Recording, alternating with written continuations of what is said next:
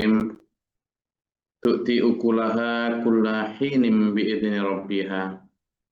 Kemarin kita sudah mempelajari tentang kalimat yang baik itu diumpamakan apa, kan gitu ya.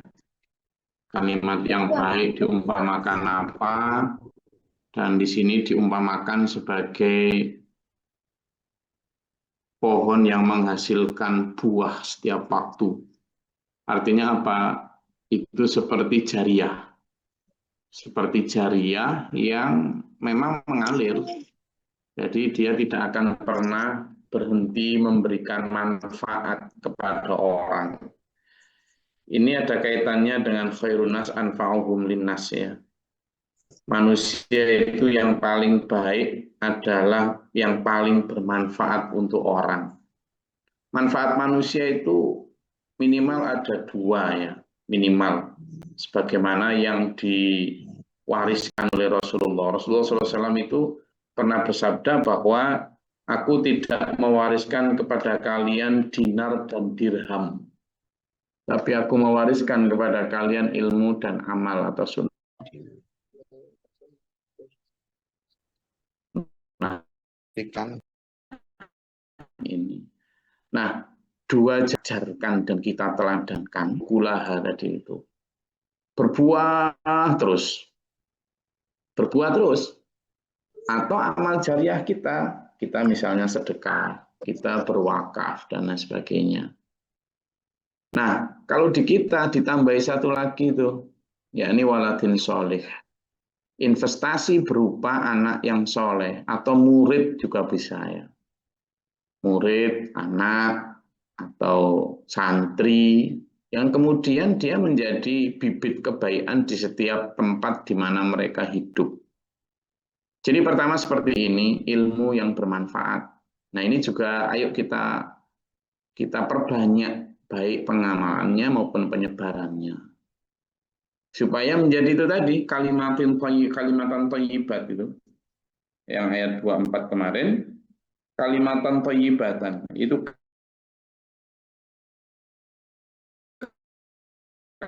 kasyajaratin thayyibatin asbitun. Akarnya menghunjam kuat, wa faruha dan cabangnya kuat ke atas nyampe langit. Artinya apa? Orang yang bermanfaat, kalimat-kalimat yang baik, baik kalimat yang isi materi dakwah, ajakan kepada amar ma'ruf maupun nahi munkar, itu kalau diamalkan oleh sang penyampai, di samping dia akan menghunjam ke hati manusia, tadi akar itu kan ke hati manusia ya, menghunjam ke hati manusia, ke bumi, ke akar, ke rakyat, ke umat. Tapi dia juga bisa sampai cabangnya nyampe ke langit. Di mana kalau ayat-ayat Allah itu disampaikan apa adanya, tidak ditambah, tidak dikurangi, maka dia akan menjadi penyambung antara langit dan bumi. Ada satu kisah ketika Nabi Muhammad barusan wafat ya. Itu ada seorang sahabat, beberapa pekan setelah Rasulullah wafat, ada seorang sahabat itu nangis gitu di pinggir jalan, nangis gitu. Kemudian ada Abu Bakar dan Umar lewat, lalu bertanya, kenapa kamu nangis itu? Saya menangisi Rasulullah. Loh, kenapa kamu nangisi Rasulullah? Apa Rasulullah menurutmu kurang tinggi derajatnya? Oh, bukan itu. Kalau Rasulullah sudah pasti dijamin sangat tinggi derajatnya di sisi Allah. Lalu apa yang kamu tangisi? Dulu ketika Rasulullah hidup, kata dia, bumi langit itu tersambung. Ada ayat, ada perintah, kemudian kita bila misalnya kurang jelas, Nabi akan menjelaskan.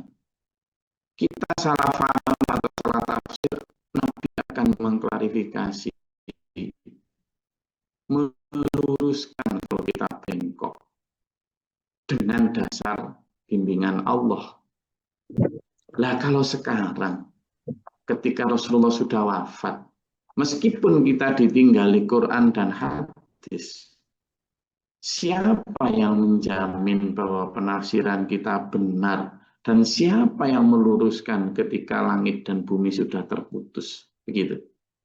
Lalu Abu Bakar dan Umar ikut nangis karena merasakan kebenaran argumen dari si sahabat yang nangis di pinggir jalan. Ikut nangis karena kekhawatiran tadi. Nah, tentang kalimatan thayyibatan yang baik ini, yang diumpamakan seperti pohon yang menggunjam akarnya ke bumi dan cabangnya ke langit, maka isi dakwah, materi amar ma'ruf nahi mungkar yang tidak ditambah, tidak dikurangi, yang apa adanya seperti yang disampaikan oleh Allah dan Rasul-Nya di Quran dan hadis, itu akan seperti itu manfaatnya. Menggunjam ke dalam hati manusia seperti akar yang mengunjam ke bumi dan bisa menjadi hidayah dari Allah ke umat sebagai penyambung langit dan bumi tadi. Makanya gini tuh loh, pentingnya saya dan sampean mencari al-ulama warasatul anbiya tadi itu untuk menyambungkan seperti kasyajaratin thayyibatin tadi. Seperti pohon yang apa? Yang baik tadi. Yang diumpamakan seperti apa? Pohon yang akarnya menghunjam ke bumi dan cabangnya menyentuh langit. Dalam ayat 25 ini dijelaskan lebih jelas bahwa pohon itu menghasilkan buah pada setiap waktu dengan seizin Tuhannya. Jika materi dakwah disampaikan dengan hak tanpa pamrih harta, tanpa pamrih tahta, tanpa pamrih strata sosial, maka itu akan menjadi tanaman yang baik di hati manusia, lalu kemudian berbuah kebaikan juga dalam hal amal. Itu. Makanya tadi khairun nas anfa'uhum linnas, sebaik-baik manusia dan yang bermanfaat untuk sesamanya dalam konteks itu. Kenapa? Karena penyampai kebaikan sekalipun itu dituntut untuk mengamalkan. Dituntut untuk mengamalkan.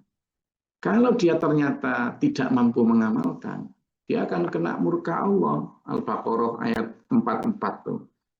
Al-Baqarah ayat 44 coba dibaca. Al-Baqarah ayat 44.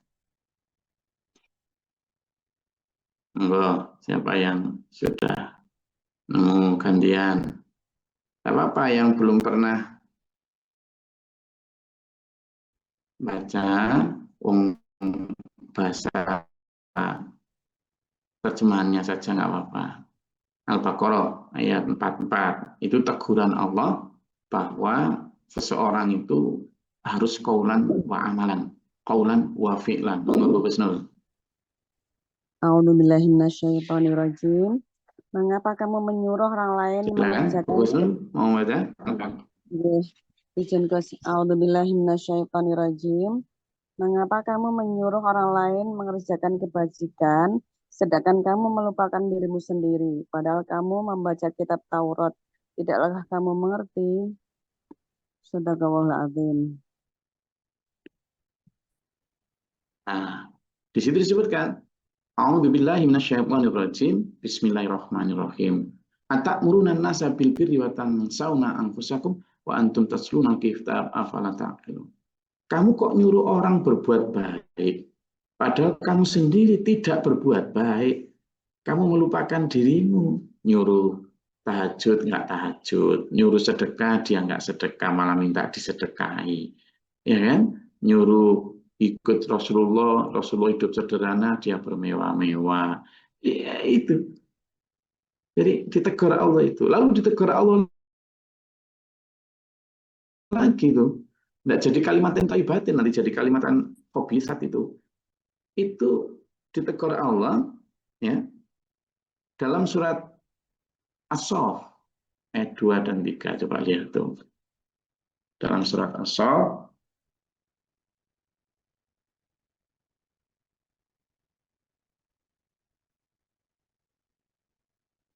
dan Tuh, di sana dijelaskan tuh.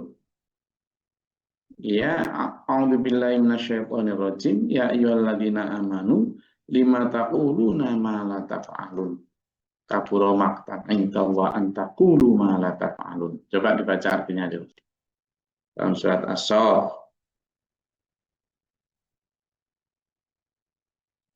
Sudah ketemu? Oh, gantian.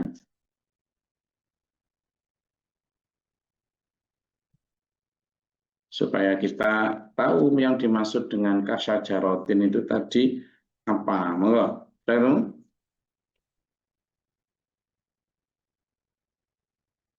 Supaya karena apa, kalimatin thayyibatin yang dimaksud adalah kalimat termasuk amar ma'ruf nahi munkar. Nah, kita supaya mana yang baik, mana yang buruk. Silakan, coba. A'udzubillahi minasyaitonirrajim. Bismillahirrahmanirrahim. Wahai orang-orang yang beriman, mengapa kamu mengatakan sesuatu yang tidak kamu kerjakan? Itu sangatlah dibenci di sisi Allah jika kamu mengatakan apa-apa yang tidak kamu kerjakan. Shadaqallahul adzim. Jadi di situ kamu menyampaikan amar ma'ruf nih yang baik-baik, tapi kamu tidak melakukan, malah taf'alun. Kamu melarang orang berbuat jelek, tapi kamu melakukan. Nah, itu kabura maqtan indallah. Murka besar di sisi Allah.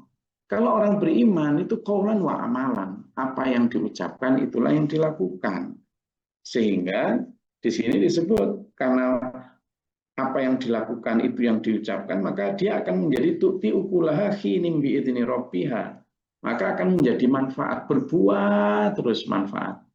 Karena dia mengucapkan dan meneladani kebaikan itu. Wa yadribullahu al-amsala lin-nasi la'allahum yatadzakkarun. Allah memberi perumpamaan-perumpamaan agar manusia itu selalu ingat. Wa mathalu kalimatin khabithatin kasyajaratin khabithatin tussat min fawqil ardi ma laha min qarar. Nah, ini perumpamaan tadi. Tapi perumpamaan kalimat-kalimat yang buruk, apa kalimat yang buruk itu? Yang dimaksud kalimat yang buruk ya adalah kalimat yang buruk, ya kekafiran, kesyirikan, segala perkataan yang tidak benar, perkataan yang tidak baik, perkataan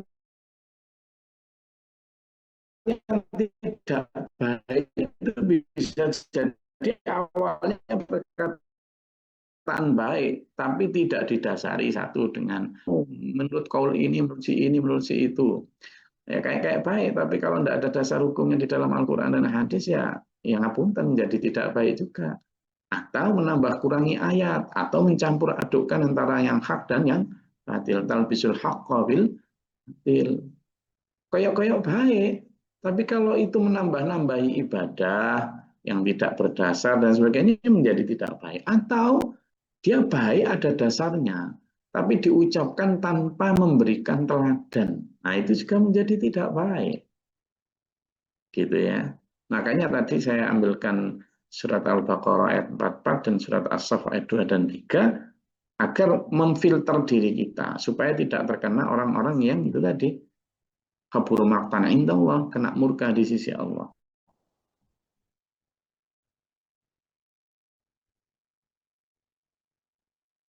Kenapa? Karena di sini dibalaskan kalimat-kalimat yang buruk itu, kalimat-kalimat sebenarnya mengajak kepada ketidaktaatan kepada Allah, kayak ngajak taat, tapi kalau dicampur dengan kesyirikan ya jadinya kayak menduakan, gitu kan? Maka di situ diumpamakan seperti pohon yang telah tercabut akarnya dari permukaan bumi dan tidak bisa tegak sedikit pun. Karena kalau sudah begitu ya dia hanya berdasarkan illah dzanna wa innahum illa yakhrusun. Apa yang diikuti manusia itu hanya berdasarkan prasangka saja, tidak memiliki dalil dan kehujahan yang kuat. Itu prasangka. Makanya dalam kalimat yang disebutkan di satu surat A'udzubillahi minasyaitonirrajim wa in tuti aktsara man fil ardi yudilluka an sabilillah yattabi'una illa dhanna wa innahum illa yakhrusun wa in tuti dan jika kamu mengikuti aksara kebanyakan man orang fil ardi di muka bumi itu kan Di surat Al-An'am yang kemarin sudah kita baca bersama, ayat 116 itu, a'udzubillahi minasyaitonirrajim. Wa in, dan jika kamu mengikuti man orang fil ardi di muka bumi, ya, aksaro kebanyakan man fil ardi di muka bumi, yudilluka mereka akan menyesatkanmu ansabilillah dari jalan Allah. Kenapa? Karena iyat tabi'una, mereka tidak mengikuti illa kecuali adzanna. Dzanna apa? Prasangka. Oh, mbok menowo. Oh ya udah jarene ini, jarene itu. Katanya ini, katanya itu. Oh, itu baik loh. Siapa? Oh, saya pernah dengar. Nah, gitu. Wa inum ilayah khusun, bahkan kadang dicampuri dengan kebohongan, tidak berdasarkan Quran dan hadis. Nah itu. Maka yang begitu ayo kita hindari.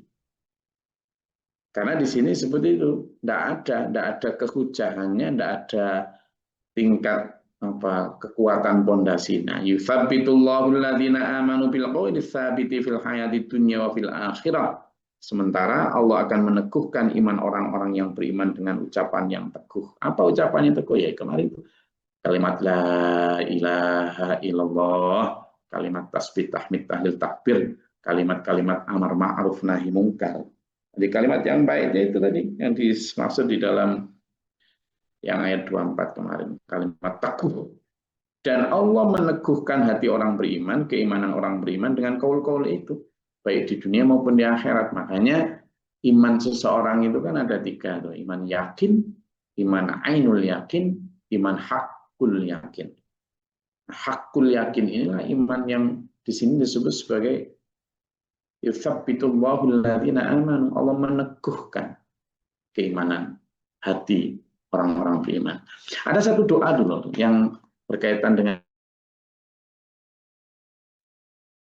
itu, yang sering saya ajak sampean untuk bersama-sama itu adalah Allahumma afrigh alaina sabran wa tsabbit imanana wansurna 'alal qaumil kafirin. Bisa ya bareng-bareng ya? Allahumma afrigh alaina sabran wa tsabbit imanana wansurna 'alal qaumil kafirin. Monggo kita bareng ayo. Allahumma afrigh alaina sabran tsabbit imanana wansurna 'alal qaumil kafirin. Ayo. Allahumma afrigh alaina sabran tsabbit imanana wansurna 'alal qaumil kafirin. Ayo 4 kali lagi ya, 4 kali lagi insyaallah nanti hafal. Nanti beserta artinya.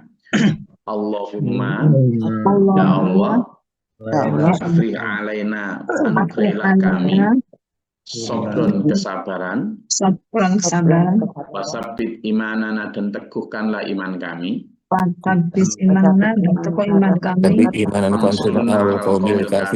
tolonglah kami dari kaum kafir. Allahumma afrigh alaina sabran wasabbit imanana wansurna 'alal qaumil kafirin. Allahumma ya Allah, afrigh alaina sabran, anugerahilah kami sikap sabar ya Allah. Wasabbit imanana, dan teguhkanlah keimanan kami ya Allah. Wansurna 'alal qaumil kafirin, tolonglah kami dari kaum kafirin. Yo 2 kali lagi hafal insyaallah. Allahumma afrigh alaina sabran wasabbit imanana wansurna 'alal qaumil kafirin. Allahumma ya Allah, afrigh alaina, anugerahilah kami sabran, sikap dan sifat sabar ya Allah. Wasabbit imanana, dan teguhkanlah iman kami. Wansurna 'alal qaumil kafirin, dan tolonglah kami dari kaum kafir. Jadi supaya Allah yutsabbitullahu alladziina aamanu bil qawli tsabiti fil hayatid dunya wa fil akhirah. Di dunia maupun di akhirat diteguhkan iman. Karena apa? Karena kalau nanti nasibnya enggak baik, wa yudhilullahu dzalimin, Allah akan membiarkan orang-orang yang tidak pengen iman itu dalam kedzaliman, bergelimang dalam kesesatan. Wa yaf'alullahu ma yasha', dan Allah berbuat apa yang sesuai dengan yang dikehendaki. Alam tara ilal ladzina baddalu ni'matallahi kufran.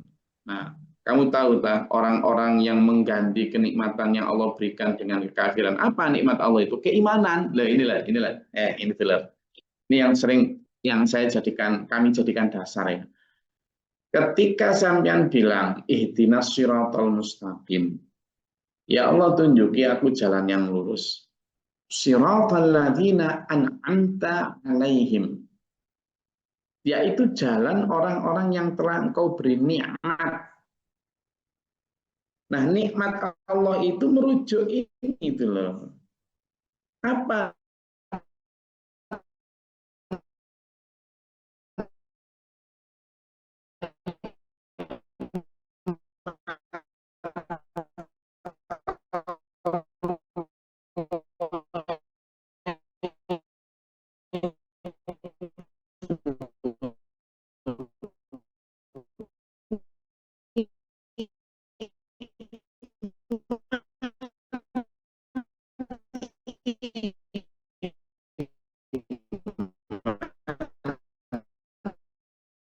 Dalam ayat ini yang disebut ayat